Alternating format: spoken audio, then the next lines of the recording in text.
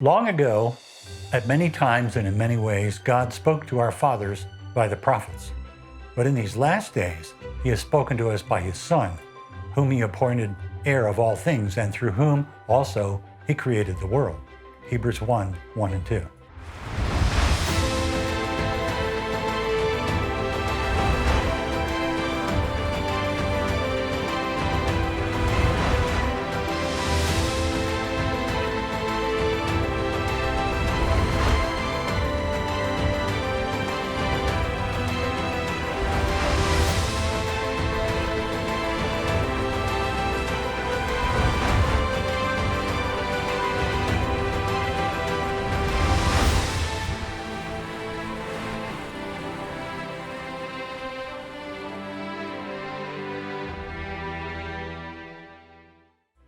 Hi, I'm Steve Rorabacher, and welcome to our series, How Did We Get the Bible? The Credibility of the Scriptures. Let's begin with a few basic observations. Over the centuries, the Bible has gotten more attention than any other book ever published. It is the most translated book in the history of the world. As of 2018, at least some part of the Bible has been translated into over 3,350 languages. Since many people are multilingual, this means that today, in whole or in part, the Bible is available to over 98% of the world's population in a language which they can readily understand. Historically, the Bible has been a very controversial book. It's been more viciously attacked and more fervently defended than any other book ever written. Loved, hated, revered or ridiculed, studied or ignored, misused, misquoted, burned, banned, it remains both controversial and polarizing. And yet, the position of the Bible today is somewhat of a paradox. On a percentage basis, there seems to be more apathy toward the Bible than ever. Today, the Bible often gathers dust on a shelf in our homes or in the libraries of the world. The number of people who have personally read it from cover to cover is really quite small, and most people have only a vague impression of it that's based on what they've heard here and there. And yet, in spite of this apathy, in the last 60 years, there have been a greater volume of attacks on the Bible than probably any other time in history. It's being attacked on TV, radio talk shows, newspapers, magazines, documentaries, in textbooks, university classrooms, in bestsellers, on internet blogs and movies, and on pop culture shows. Its detractors arrogantly scoff at the Bible and insist that it's purely a man-made book, written long ago by unknown writers who had their own personal agendas. These critics have spread the idea that the Bible is full of ancient superstitions that have long since outlived their place in the modern world. They insist that it's just fiction, it's nothing but myths and legends, it's church propaganda, it's been tampered with, the text has been corrupted, it's been mistranslated, and so forth. So we have to ask, if it's on its way out, then why attack it so energetically? When some expert detractor makes a TV appearance or writes an article or a bestseller, is he or she an unbiased, honest scholar, or someone who's trying to make a name for themselves? Are the attacks for fame or profit, or even to push an agenda? Actually, the tone of the attacks sounds very much like an attorney in a courtroom who, unable to counter the testimony of a key witness, attacks the witness's character. Likewise, the opponents of the Bible try to discredit it by slandering its origin. So in this series, we'd like to put the defendant back on the stand, so to speak, and give him a fair hearing. The attackers have maligned the origin of the Scripture, so that's where we'll focus our investigation by asking, how did we get the Bible? That's the title of this series. But when we answer that question, we also get the answer to a far more important question. Is the Bible credible? Some people assume that an inquiry like this has to be very subjective and biased and uncertain. And that's what the Bible's detractors want us to think. But as we explore this subject together, I think you're going to be surprised to learn that there's a great deal more hard, factual evidence than we've been led to believe. So let's take an example that will raise the type of questions that we need to address. This is a picture of the great Isaiah scroll, the most famous of the Dead Sea Scrolls. It's written in Hebrew, it's written on leather, and it's more than 2,000 years old. It was discovered in one of the caves near the western shore of the Dead Sea in the mid-1900s, near the ruins of the ancient community we know as Qumran. It's housed today in the underground storage area of the Shrine of the Book in Jerusalem. A scroll like this raises many of the very questions that we want to explore in this series. The scroll is an ancient copy of the book of Isaiah, so we ask, who made this copy? Who wrote the original and when? Is it fiction or is it authentic? How accurate is this copy? Has it been altered or tampered with by people with an agenda? Now here's a modern English translation of the Bible. It contains 66 separate documents, and one of those is the book of Isaiah, the same document that's on this 2,000-year-old scroll. How did we get from the ancient scroll to the modern English translation? Who decided that the book of Isaiah should be included in the collection of documents that we know as the Bible? Who did the translation? Who authorized it? Who paid for it? How accurate is it? And what about the rest of the books of the Bible? In other words, how did we get the Bible? You may have noticed that this string of questions deals with facts, events, and history. And this is not a coincidence. There's something inherent in the nature of the Bible that provokes such questions and gives us a sound, objective foundation from which to ask, how did we get the Bible? So here's the path that we'll follow in this session. First, we'll look at the nature of the Bible and how it cries out for factual investigation. Then we'll look over the shoulder of a biblical writer to see why and how he wrote his document. Next, we'll survey the biblical languages and their translations. We'll take a look at the writing materials that were used in the making of the documents and how they were copied and spread. Finally, we'll see how the date of their writing impacts their credibility. So let's begin by looking at the nature of the Bible. The Bible is a rather formidable book. In a typical modern English translation, the actual text of the Bible, without notes and study aids, is about 1,500 pages. Although we often speak of the Bible as a single book, it's actually more accurate to think of it as a small library, since it's made up of 66 different documents that have been collected and published as a single volume. Number of writers? About 35. Span of writing? It was written over a period of about 1,500 years. Languages of the original documents? 3. Hebrew, Greek, and a little bit of Aramaic. So what's in it? People tend to think of the Bible as a hodgepodge of do's and don'ts, chock full of commands and moral principles and advice for living. And the Bible certainly contains such things, but they make up a smaller portion of its total content than most people think. To really understand the nature of the Bible, we need to take a look at what it contains and what it doesn't. One clue to the nature of a book is the type of writing that it contains. In the case of the Bible, it's made up of a great variety of writings. Religious and civil laws and moral regulations, of course. But there are also national histories, royal court records and proclamations and treaties. The Bible contains many narratives and prophetic books. It also has genealogies, personal diaries, public speeches, lyric poetry, proverbs, and both public and private letters. A second clue to the nature of the Bible is the type of content that is poured into the various genres. The writings in the Bible are loaded with the kinds of things that make up real life. Actual events that occurred at specific times and places and involved real people. And the Bible is full of such events.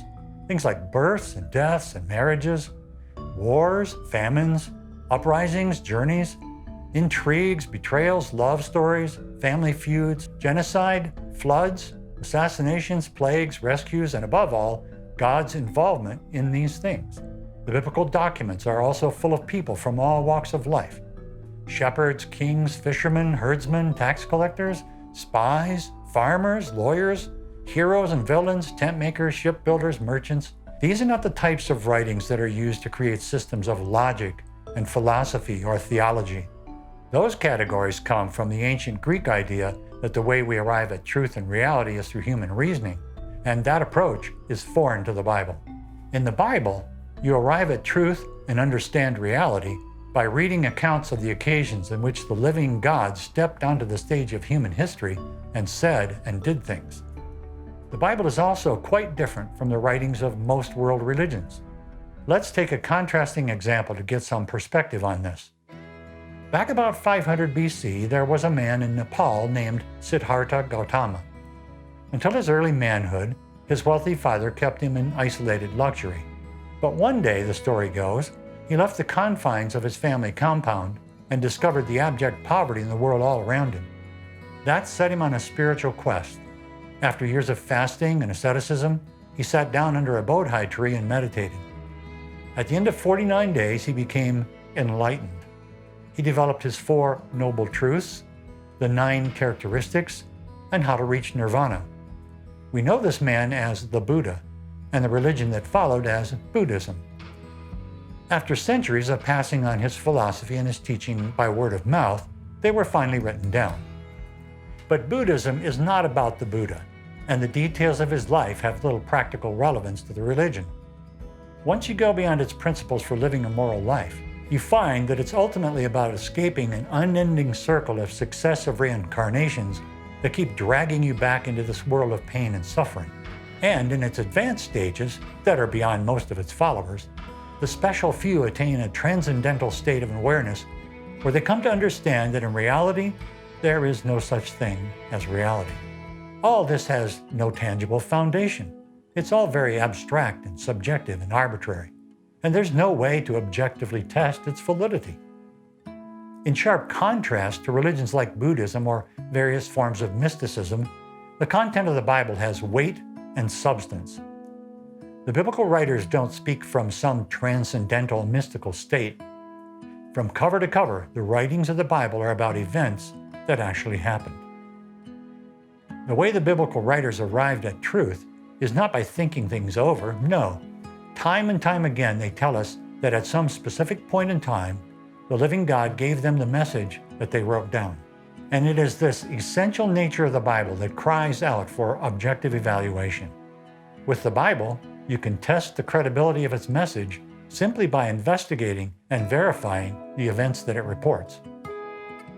In its opening chapters, the Bible says that God created the heavens and the earth and made human beings in his own image. Because of that, he has the right to make demands on how people live.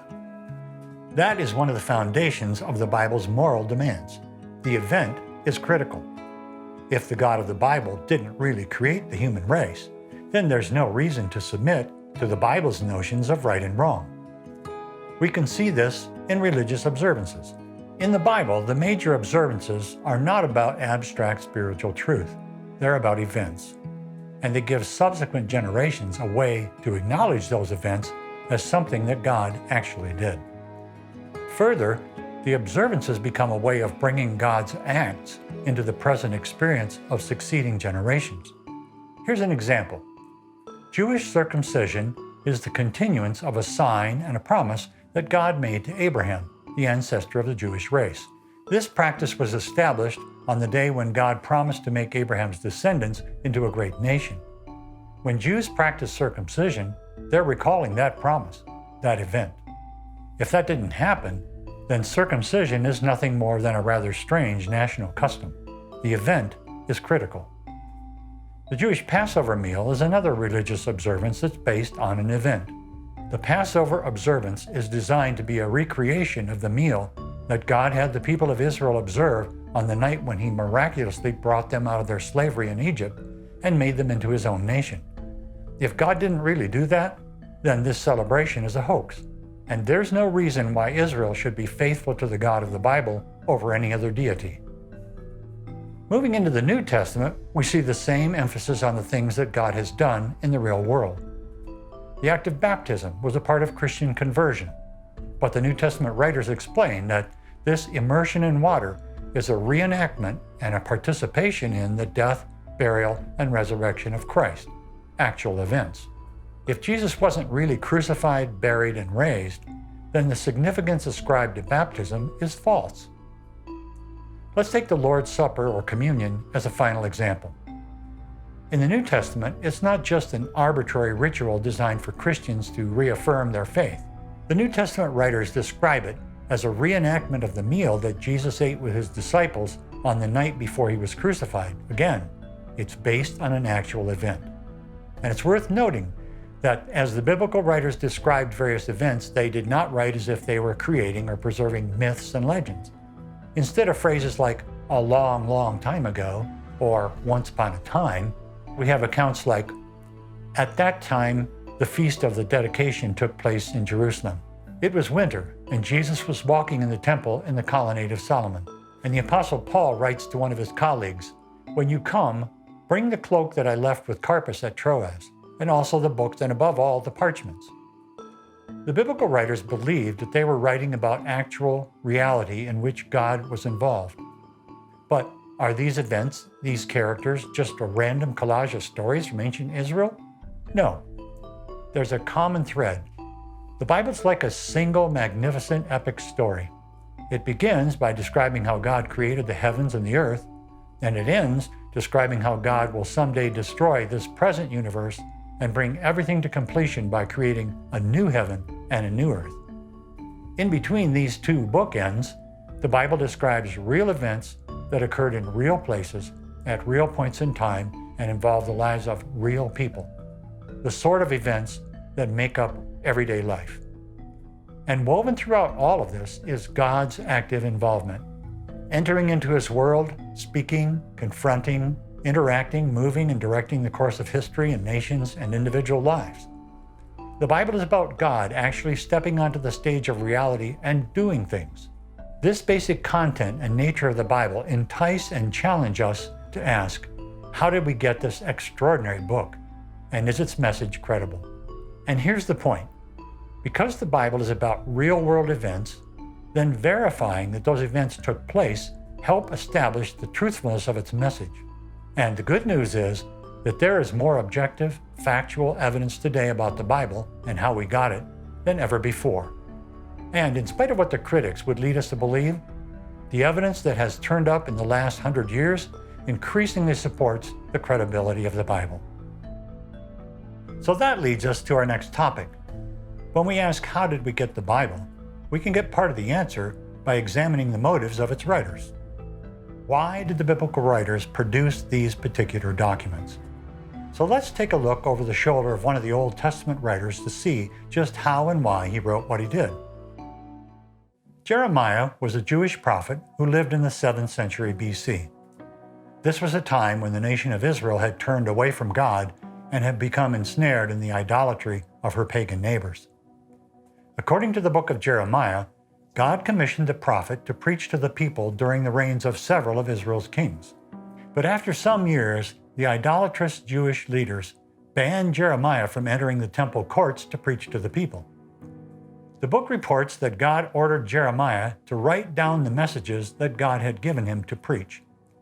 "Take a scroll and write on it all the words that I have spoken to you against Israel and Judah and all the nations, from the day that I spoke to you from the days of Josiah until today. It may be that the house of Judah will hear all the disaster that I intend to do to them, so that everyone may turn from his evil way, and that I may forgive their iniquity and their sin."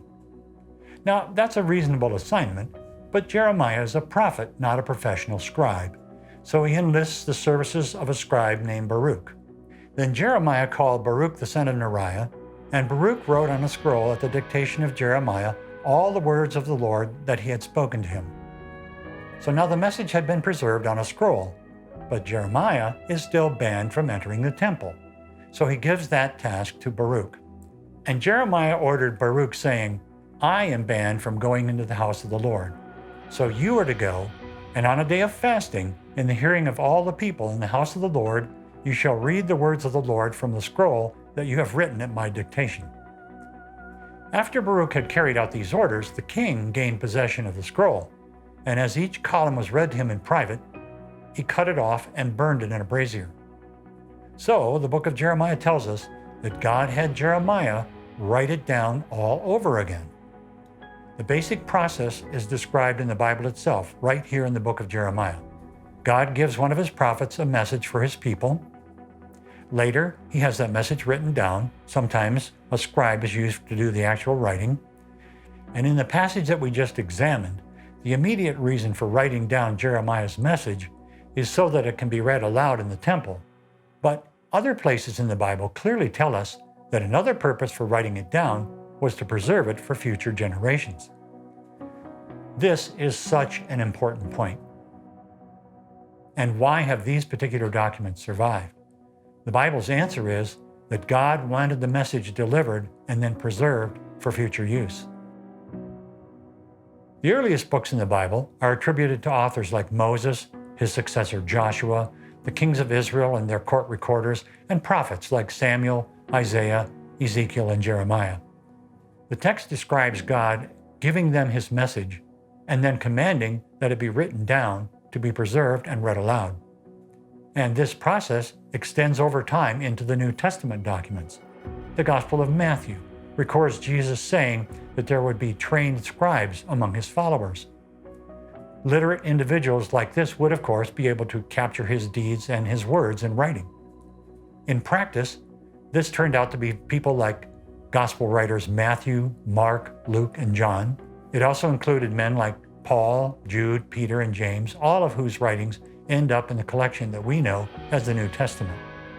Again, this concreteness and realism is vastly different from metaphysical and mystical religions like Buddhism. Just as with the case of Jeremiah and his scribe, Baruch, the New Testament writers sometimes used a scribe or amanuensis to write out their documents as they dictated. For example, at the end of one of his letters, Peter says, "By Silvanus, a faithful brother as I regard him, I have written briefly to you, exhorting and declaring that this is the true grace of God. Stand firm in it." The Apostle Paul used a man named Tertius to pen the document that we know as the Book of Romans. And it's worth pointing out that these writings were not created to fill up some national archive. We've already seen that Jeremiah, at God's command, had Baruch read his message out loud in the temple to warn the people. But at the time of Moses, long before Jeremiah lived, God had already commanded that the scriptures be read publicly to the people of Israel at regular intervals. This was deliberately to be done so that future generations would know who God is, what he had done and said, and what he expected of his people. In later Old Testament books, we find examples of this injunction being carried out. These writings were also to guide the king of Israel in governing the nation. To that end, the king was explicitly commanded to make a copy of the law of Moses for himself and to read in it every day of his life. The same is true of the New Testament writings. They were written to be read to God's people. In a letter to a little gathering of Christians in the city of Thessalonica, Paul insists, "I put you under oath before the Lord to have this letter read to all the brothers." And the Apostle Paul also intended that his letters reach beyond just a single local gathering, for we read, "And when this letter has been read among you, have it also read in the church of the Laodiceans, and see that you also read the letter from Laodicea." Other books like the Gospel of Mark or the Book of Revelation mention this same practice of reading the documents aloud to groups of Christians. But there is a very important point in all of this. Time and time again, the Bible's detractors assert that the original content of the Bible was passed on by word of mouth for many generations and significantly altered before it was finally written down. But if we confine ourselves to data instead of speculation and assertion, the evidence points in exactly the opposite direction. The Apostle Paul usually sent a letter to a local band of Christians by the hand of a trusted assistant or two. And Paul often tells his readers that the bearer of the letter will fill them in on his personal situation. But the letter itself is quite different. The assistant is not sent to tell its message. He's sent to read the letter aloud to the local gathering of Christians. Likewise, in the case of Jeremiah, his trusted scribe Baruch was not sent into the temple to retell the prophet's words from memory. He was clearly ordered to take them all down by dictation and then to read aloud the document, word for word, exactly as it had been written. Even a trusted assistant like Baruch was given no opportunity to rework the message by speaking it from memory. Data like this, embedded in the scriptures themselves, clearly imply that they were written down to avoid the fallible oral transmission that the Bible detractors keep telling us took place. At this point, you may be thinking the scriptures must have been written down long before there even was a modern language like English. So how did we get from the original languages of the Bible to our own? Actually, 3 different languages were used in the writing of the scriptures: Hebrew, Aramaic, and Greek. All of them have changed over time, but all 3 still exist in one form or another today. Each of these languages uses its own alphabet and characters, and each is different from modern English. Let's take a closer look. The biblical documents describe a covenant or testament that God made with the people of Israel. We call the documents that preserve that covenant and God's subsequent dealings with Israel the Old Testament. These documents were written over the span of about 1,500 years. This collection of 39 separate writings or books was originally written almost entirely in Hebrew. That makes sense, since the people of ancient Israel spoke Hebrew. It would have been natural that they would record God's dealings with them in that language. But there are a few passages that were written in Aramaic, a related but distinct language. Let's see what that means. In the Old Testament, Aramaic is used in just a few places in some of the later books. From secular history, we know that Aramaic had become the international diplomatic language in the late Old Testament period. So we would expect the biblical authors to use it here and there in their writings if they actually lived and wrote in those times. And of course, that has bearing on this series. Do these writings actually come from the right time and place? When we compare the Aramaic in the Old Testament with its use in the ancient world, we find that the biblical writers used it very naturally and appropriately. It's used in the same type of contexts and documents, diplomatic letters, discourses, dialogues, in which it was being used in the surrounding culture. So the occurrences of Aramaic in the Old Testament are a perfect chronological fit with what we know of its place in the ancient world. Although Aramaic was no longer the international language, it was still in use at the time of Jesus. And even though the New Testament is written entirely in Greek, there are several places in the four Gospels that quote some of the Aramaic words of Jesus. This confirms the assumption that Jesus himself spoke Aramaic and that these writers had very direct personal contact with his teaching. So from a language point of view, Jesus himself fits with the proper time frame and situation where his story unfolds.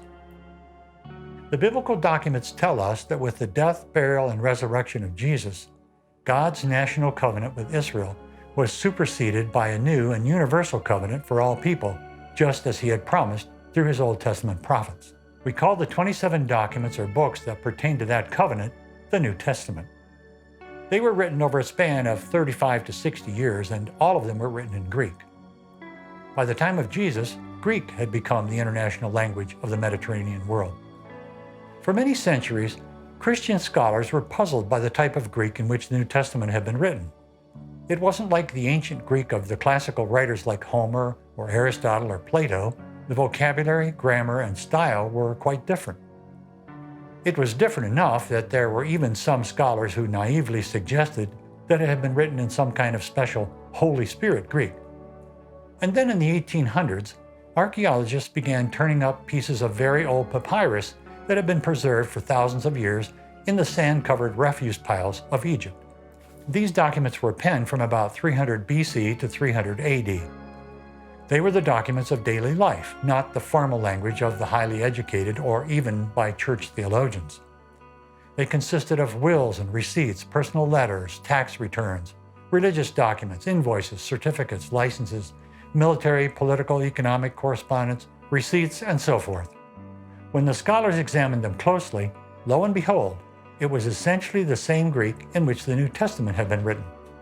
It was written in the very Greek dialect that was used by the common man in the first century, exactly the time period in which the New Testament events took place. So we now know that the New Testament was not written in some kind of Holy Spirit Greek, and it was not written in the theological language of the later church scholars. So we might ask, where are these biblical writings now? And how could they have survived for such a long time? Because of the great time span involved, we have none of the original biblical documents. So let's look at how we got from the originals to the copies that we have today. I think it would help us understand the process if we take a look at the various writing materials that were used. Later, we'll look at the accuracy of the copies. There were basically four types of material used in the writing of the biblical documents: stone, clay tablets, parchment, and papyrus. Let's take a closer look. The Bible mentions several important writings that were inscribed on stone. The Ten Commandments are a famous example. When it survives, the advantage of a stone inscription is that you have the actual ancient original, not a copy. Unfortunately, none of the stone writings of the Bible have ever been found. But we have found ancient stone inscriptions that have direct bearing on the credibility of the scriptures. In the past, Bible critics used to claim that the early kings of Israel, like David and his successors, were just legends invented by later Jewish writers. But here are 3 stone inscriptions that were made nearly 3,000 years ago during the very time when David and his successors would have lived. The non-Jewish rulers who made these inscriptions have left us a record, chiseled in stone, of their own direct involvement with some of the biblical kings and the events that the critics have tried to make us believe were just fiction. We'll go into more detail in our next session. The clay tablet is another ancient writing material mentioned in several places in the Bible. Again, we have no original biblical documents that were written on clay tablets, but we do have hundreds of thousands of clay tablets that come from the biblical times and even earlier. Why is that important? A century ago, skeptical biblical scholars scoffed at the idea that Moses was actually the writer behind the first 5 books of the Bible. They claimed that writing hadn't even been invented in Moses' day, if there even was a Moses. But now we have hundreds and thousands of clay tablets that were written in that very part of the world and were written over 2,000 years before Moses would have lived. Why would skeptical scholars have made such a claim? They weren't arguing from evidence, they were arguing from the lack of it. When people reason this way, you get the impression that they are not driven by careful investigation of the facts, but by an agenda. Parchment is a premium writing material that was commonly used in biblical times.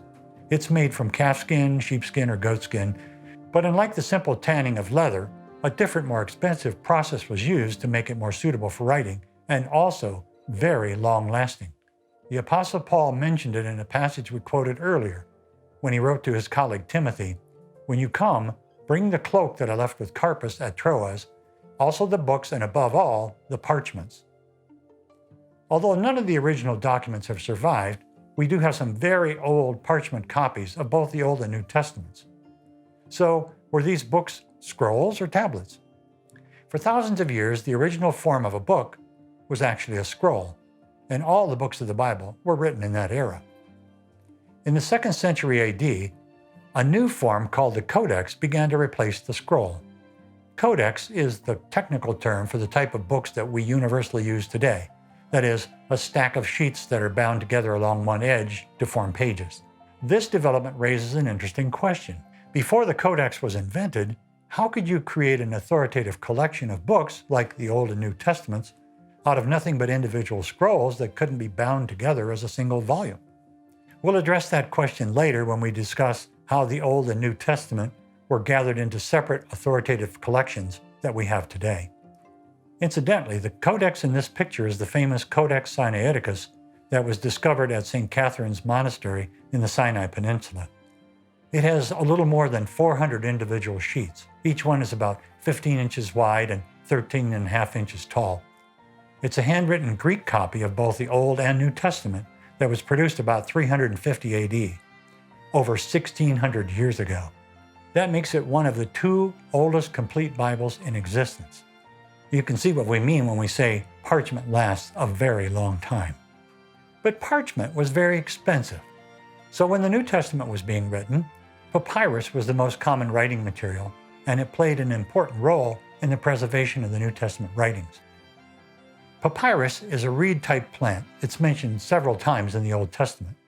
The pith of the plant was beaten into flat strips that were placed side by side, with a second layer placed crosswise.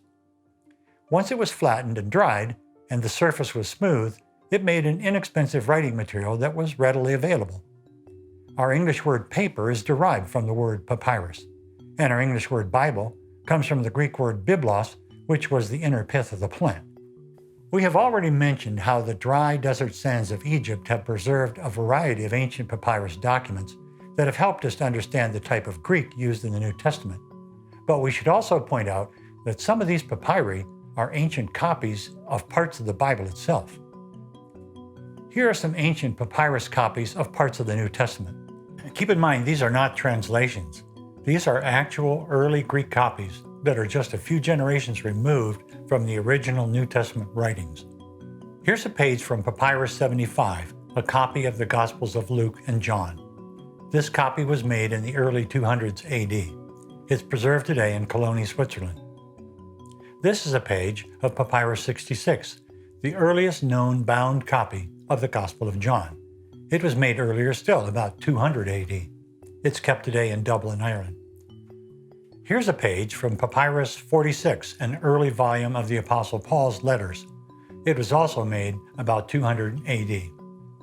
Today, one part of this volume is in the University of Michigan, Ann Arbor, and the others in Dublin. This is a replica of Papyrus 52, an even earlier copy that has a few verses of the Gospel of John written on either side. Today, the original is kept in Manchester, England. It dates to about 150 AD and perhaps as early as 97 AD. This copy may have been made within the lifespan of the people who had personally met Jesus' own disciples. With so few verses on it, why is this fragment so important? Well, in the late 1800s, Ferdinand C. Bauer, a very influential and outspoken German scholar, brashly asserted that the original Gospel of John wasn't written till about AD 170. Bauer said that the Gospel of John was created long after any of the eyewitnesses to Jesus had died, and that the Gospel of John was just the invention of later Christians. And then this showed up. Let's look at a map to get the significance of this. You can see on this map, the Gospel of John is held by most scholars to have been written in the city of Ephesus, but we have this copy of the Gospel of John that was discovered down here in Oxyrhynchus, Egypt. This is like almost 1,600 miles. What does that tell us? 50 to 75 years before Bauer said the Gospel of John was written, it was already in circulation over 1,600 miles away from the place where it had been written. So if Bauer were still alive, he would have to explain to us how a copy could exist decades before the original. In the last century, the radical, unproven theories of men like F.C. Bauer spread to the theological seminaries, then to the pulpits, and finally to the people in the pews. Today, the path is much more direct. The media hand the microphone to the latest radical expert, put him on a talk show or on a documentary, and let him broadcast his unproven theories directly to the public. And, like weeds in a lawn, once these theories have taken root and spread, it requires far more evidence to kill them off than it did to establish them in the first place. In the case of the Bible, when a decisive piece of evidence like Papyrus 52 turns up, the very people who broadcast the erroneous theory in the first place remain willfully silent. In this series, we aim to break that silence, but we're not going to trot out an opposing set of experts because that really proves nothing. Instead, we'll take a look at the hard evidence about how we got the Bible, and in the process, we're going to find that this same evidence establishes the credibility of the Scriptures. Let's step back and catch our breath. We began this session by noting the rapid acceleration of attacks on the Bible and asking, why this negative surge?